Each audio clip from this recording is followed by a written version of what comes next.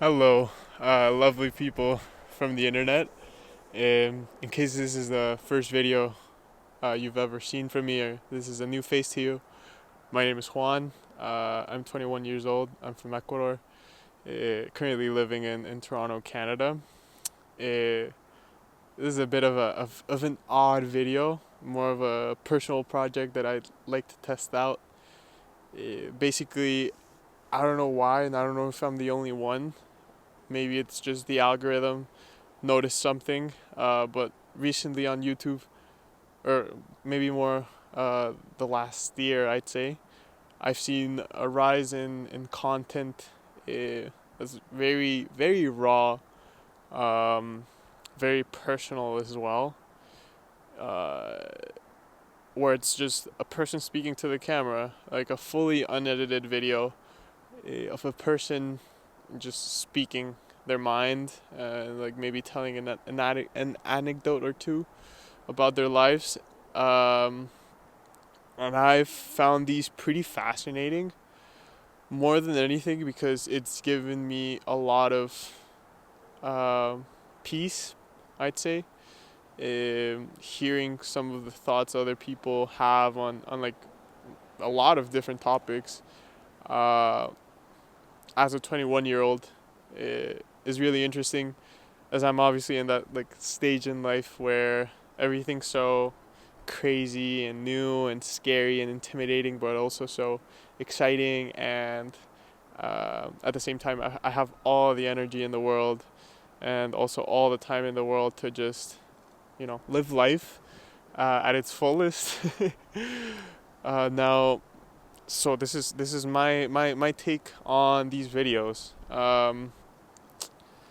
What I want to talk about more than anything is, like I said, as a man in my 20s, some of the things I've noticed and like what it's been like growing up in this day and age of technology. Uh, I'm I was born in 2004, so I think the I'm one of the last generations that got their childhood to have some sort of realness to it, where I wasn't fully immersed in technology. Um, but at the same time, I did have like almost the rest of my life after like 6 years old, living and being one with technology. So I think there's a lot of things that are super interesting about what that's like. That I don't know. I just like to talk about them. Um, and to anyone watching this, once again, if this video has popped up in your recommended videos, I'd like to say it's for a reason. What that reason might be, I don't know. And that's also another thing that I'd really like to experiment with here, is see who this reaches to, like who this gets to, and what these people have to say about what I'm about to talk about. So I hope this can be a space, and I hope you can. If you don't take anything from this, I hope that this is at least somewhat interesting, in the sense that you're finding out about another person's perspective on life based on everything that I've lived in the two countries that I've lived. Um, yeah, I started school here in Canada about. I'm on my third year of college. I moved from Ecuador. It was quite drastic.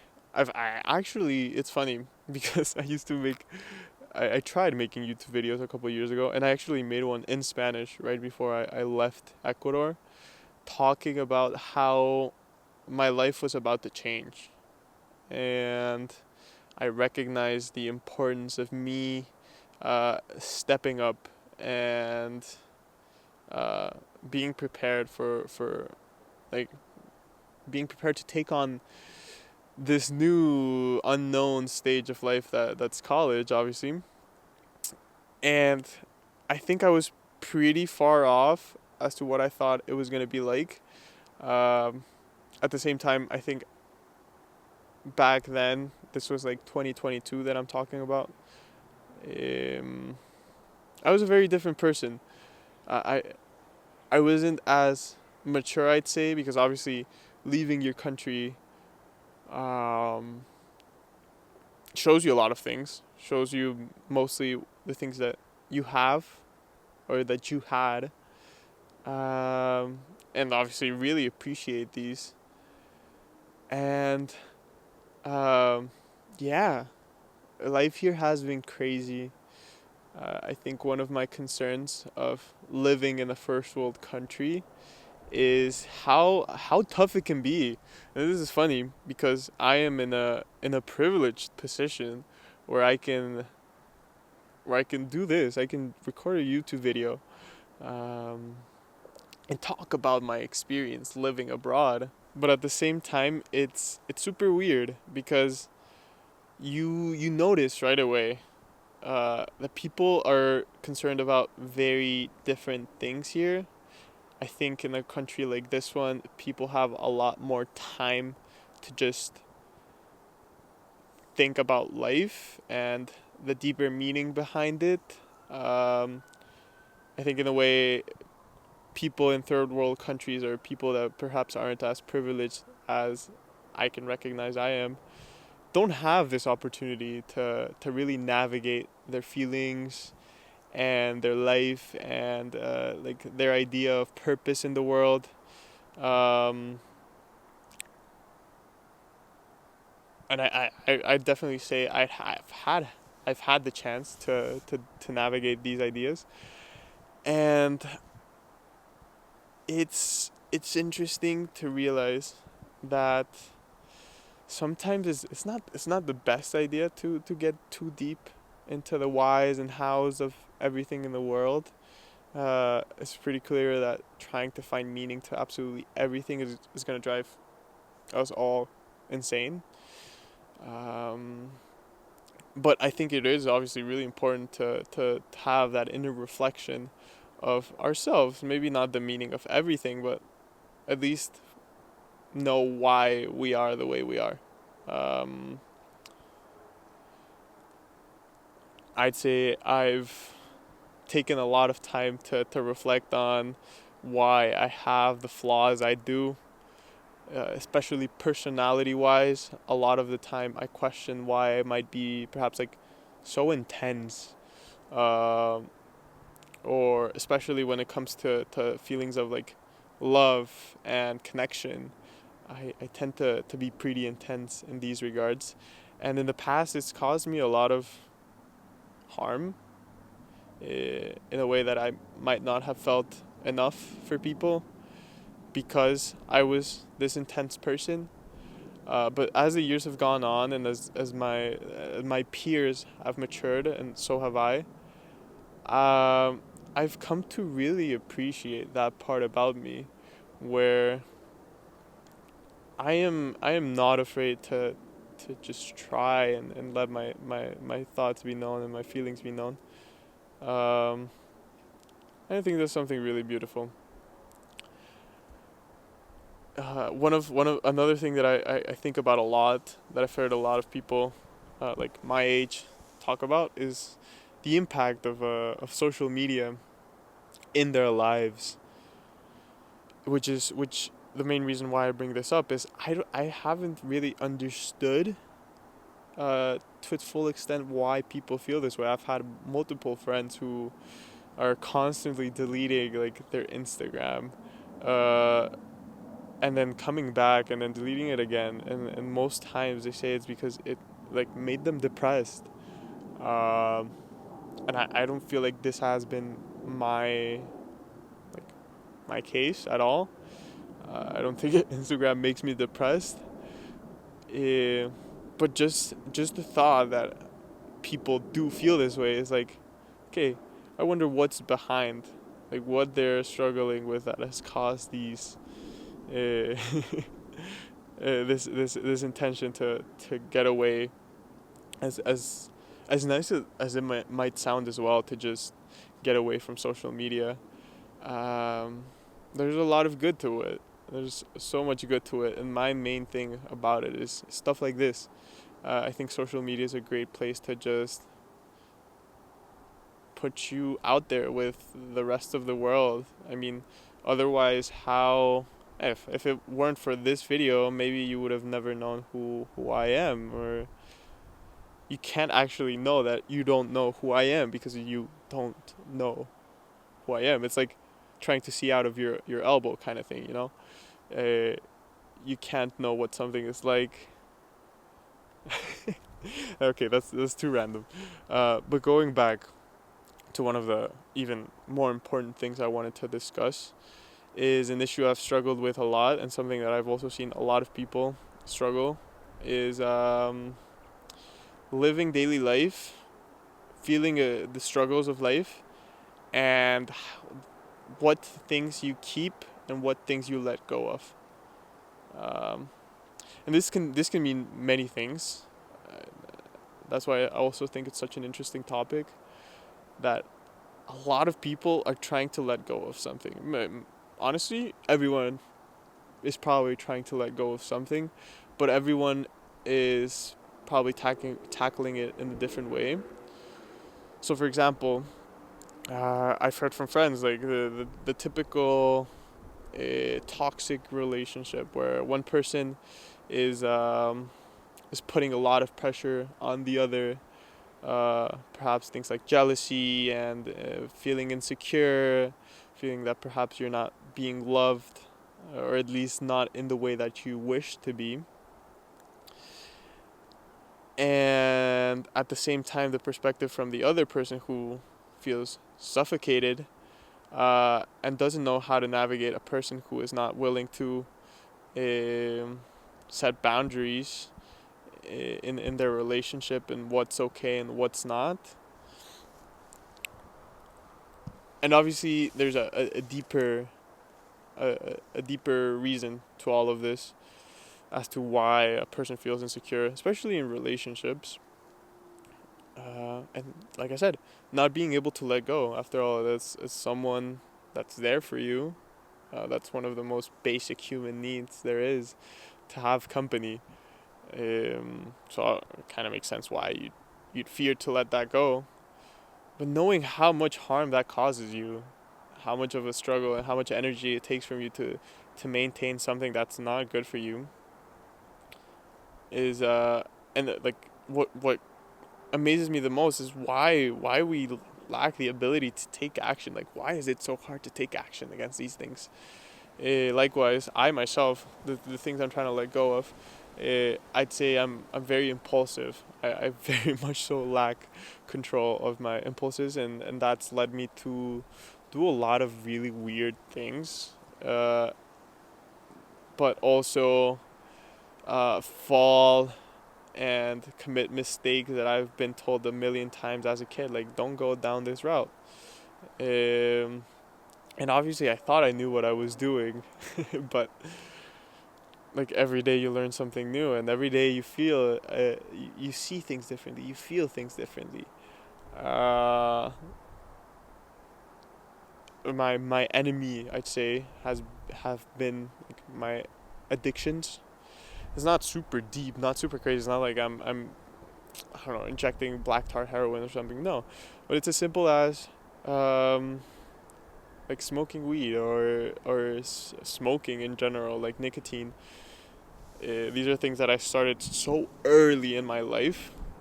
I'd say I started smoking like the first time I tried weed was when I was um, 15 or 16 years old, and then the first time I smoked, like, I mean, I was probably really young. Um, when I was just curious because my parents smoked too.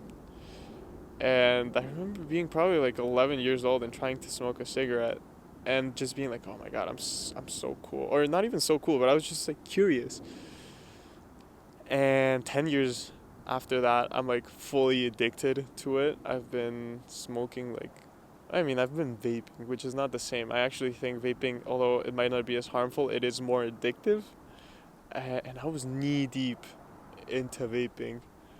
Um, and this year I turned 21, and I was like, life is moving so fast, and before I know it, I'm gonna be 25, I'm gonna be 30, I'm gonna have a family, And I don't know if I feel okay keeping these things in my life.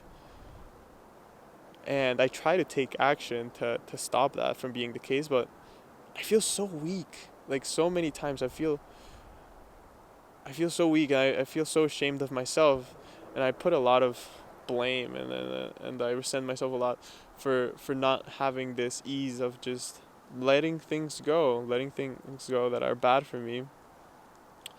Um, but I've recognized that struggle eventually will lead to some sort of result, because I think you really need to live it all to if you're not able to let go of something that's bad for you in the first year, you probably won't be able to in the second year.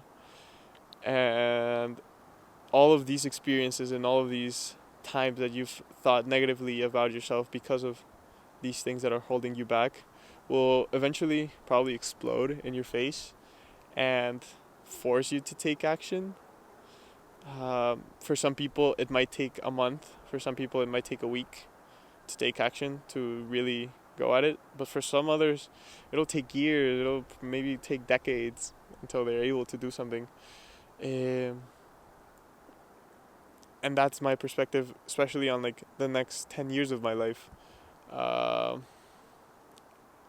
like taking action, obviously.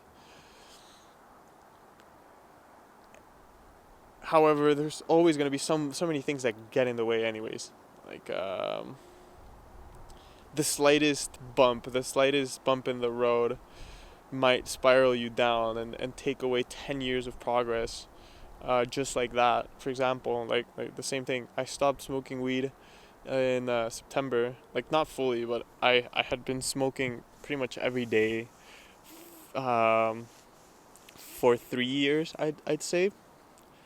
And I finally stopped last September. Like, I stopped smoking every day and try to make it more like of a casual thing, which I felt super proud of. I felt so proud of.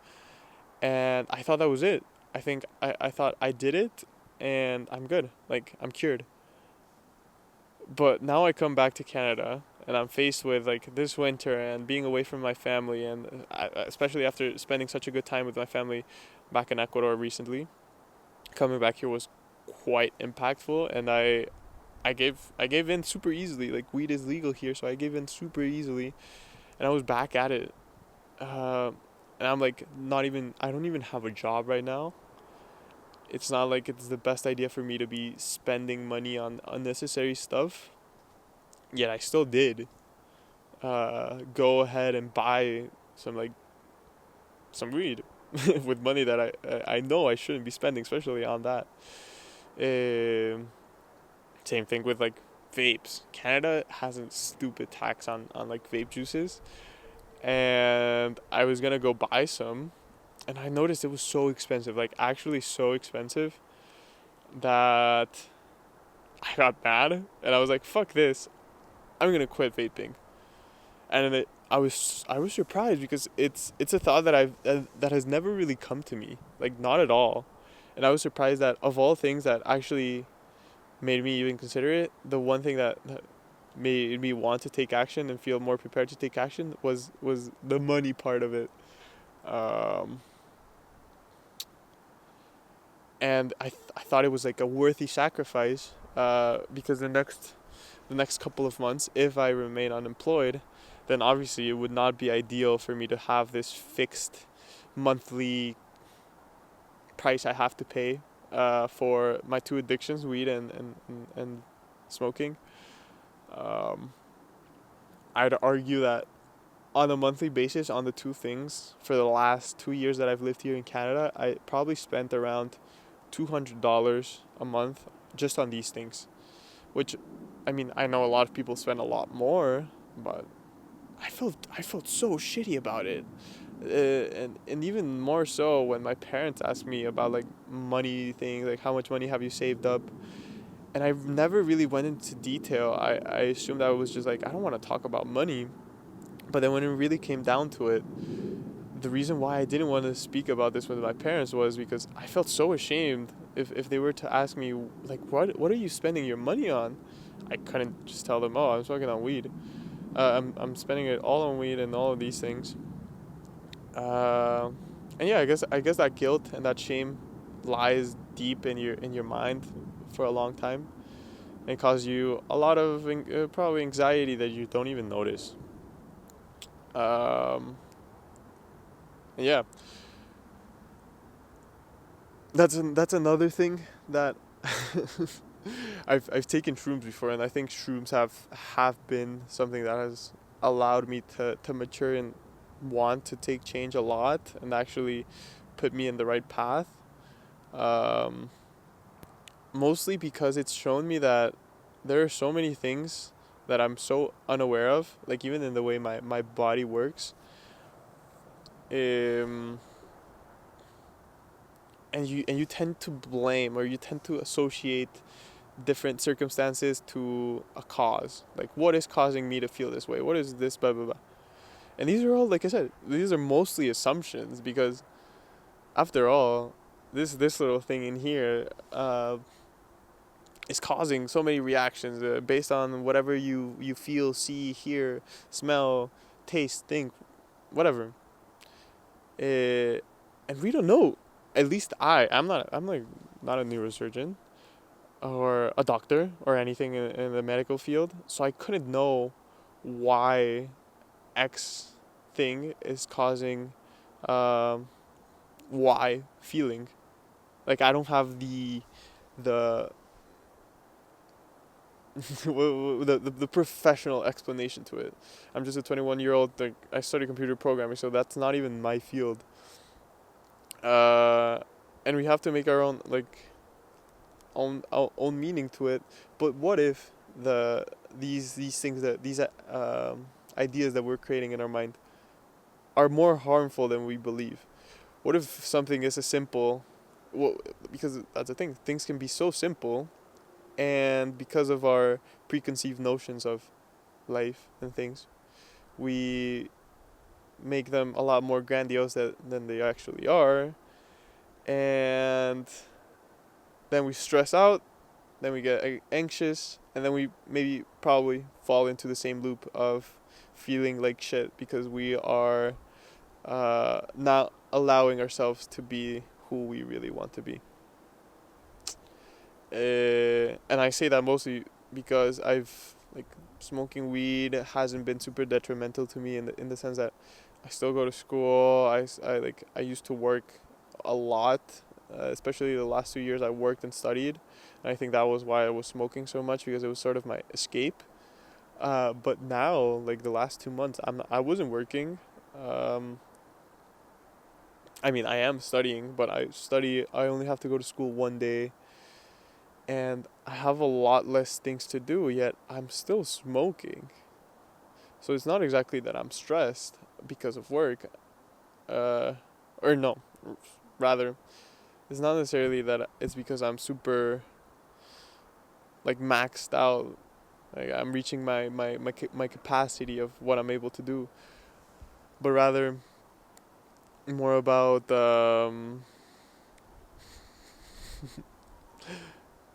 let me think of that again. I also have ADHD, so shit just goes, and then maybe I doze off. Um, but yeah, like I said, I spend a lot of time at home, and I don't feel satisfied with just living life and doing the things I think I want to do. Um, like, I propose so many ideas to myself that I'm like, okay, this is cool. This is a cool project that you can work on to have a purpose.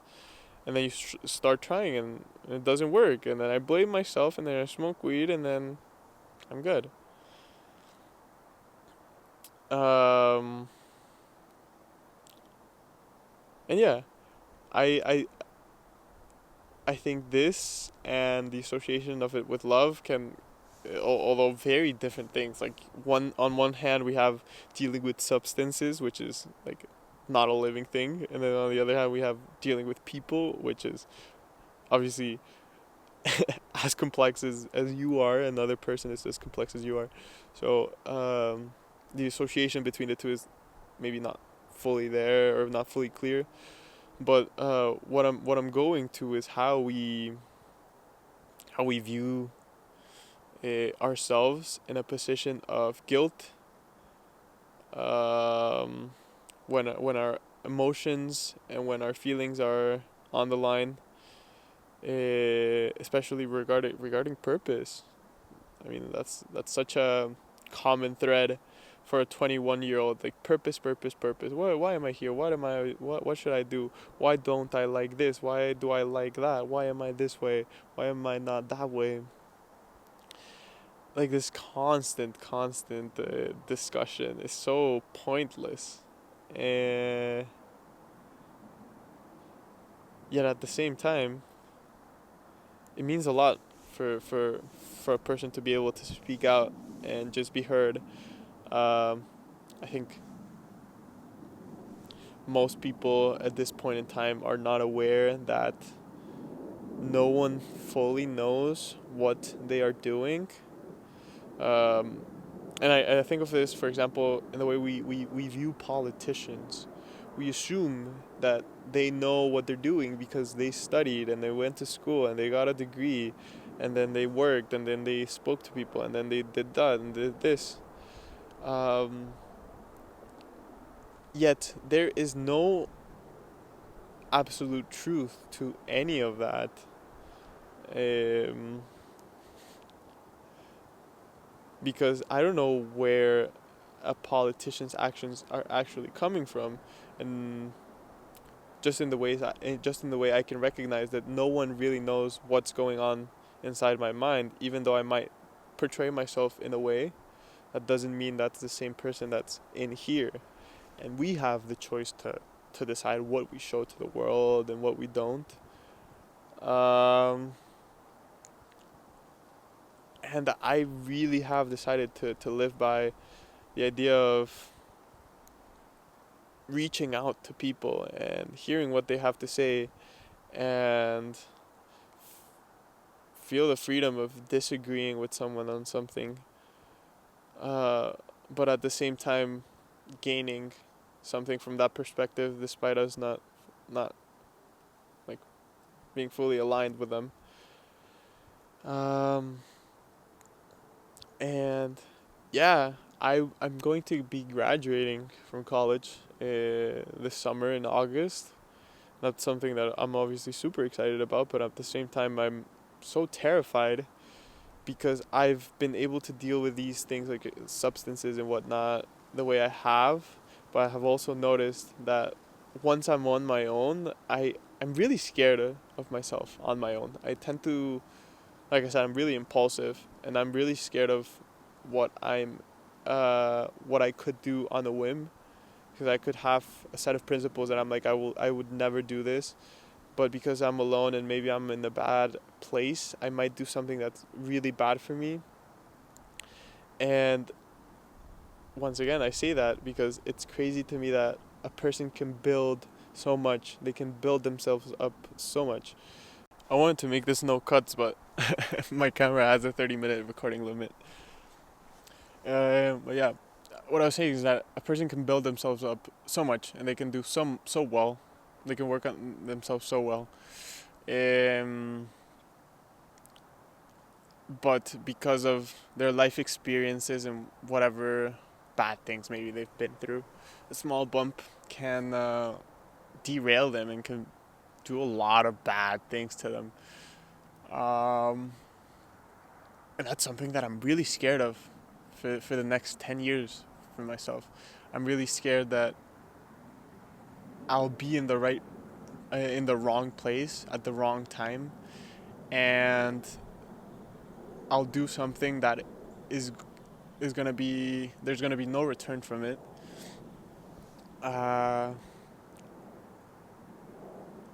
so yeah, I recognize that I need to work on myself.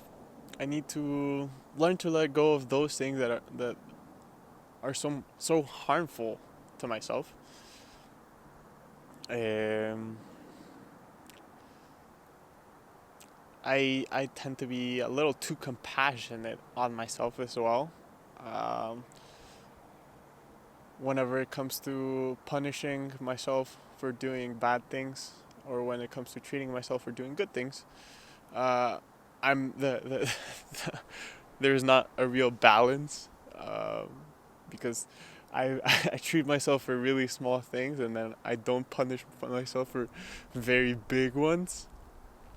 Uh, and one of those is my, like I said, my inability to let go of my lovely substances. Uh, yeah. So, uh, just to start wrapping this up, because like I said, I didn't even realize, but I kind of yapped on for a little bit more, and then turns out the video cut off. Um, if this video got to you, like if it showed up for you, and you are here watching this specific moment, let me know a point of your life where you questioned why you are the way you are, or why you make the mistakes you do, or why you are not able to take that next step in becoming a better person. Uh, as a 20-year-old, it's something I'm very curious about, because if we're being real here, we've never learned how to be humans. I mean, like, we know how to do the basic human things, such as eat, sleep, uh, have sex, like the most primitive things in the world. But then we don't know how to be a good lover, a good parent, a good brother, a good sister, just, I guess, in overall, a good human. And the best way we can, like, get to that is just talking, having these sort of discussions, putting our thoughts in the world, putting our utmost raw and honest feelings out there, and maybe they'll resonate with someone, and that could help me by gaining a new perspective from someone else who might be in a similar position, or vice versa, someone else who can learn from me because they're in a similar position, or someone who's been through some, like, a completely different, like, has a completely different life story, and how they can still feel the things that I describe, like these uh, like inabilities of doing things. So yeah, uh, that's almost it. I have to say, I'm really cold now too. It's like -15, which is actually insane. I can't believe I pulled this off. But yeah, I hope this was something nice for you to listen to. Maybe if it was on the background. Uh, and yeah, learn, keep pushing, have fun, be courageous, try. Uh, Stop being so nonchalant about things. Like, you matter, and the things you do actually matter. So stop being and acting so mysterious. Especially my people my age. I think we've tried to become so mysterious that we cause ourselves and the people around us a lot of harm, because we don't allow ourselves to fully express our feelings and our thoughts. So yeah, try to be that person in your environment who helps others improve, because a lot of people don't have it in themselves. Maybe they weren't taught that they should be in this constant path of improvement. Uh, and maybe you can be the one who tries to